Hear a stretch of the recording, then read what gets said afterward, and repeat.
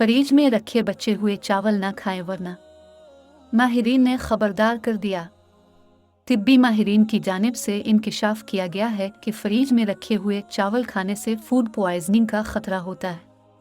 शायद ही कोई ऐसा शख्स होगा जिसकी ग़िज़ा में चावल लाज़मी जुज़ के तौर पर शामिल ना हो, और रिवायती खानों में भी बिरयानी सबसे मरगूब और लजीज़ तरीन ग़िज़ाओं में पसंदीदगी के लिहाज से अव्वल नंबर पर है।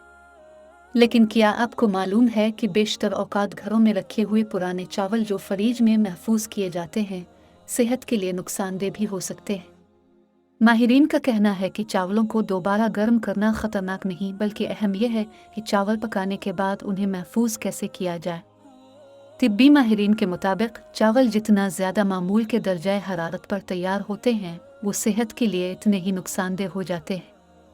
तिब्बी माहिरीन ने मज़ीद बताया कि जब चावल कच्चे होते हैं तो इसमें फूड पॉइजनिंग वाले जरासीम मौजूद होते हैं, जो पकने के बाद मज़ीद बढ़ जाते हैं। माहिरीन खुराक ने मशवरा दिया कि अगर चावलों को पूरी रात पानी में भिगो कर रख दें तो इसमें से अरसीन की 80% मिकदार कम हो जाती है और सिर्फ इतनी मिकदार रह जाती है जो सेहत के लिए ज़्यादा मुहलिक नहीं होती।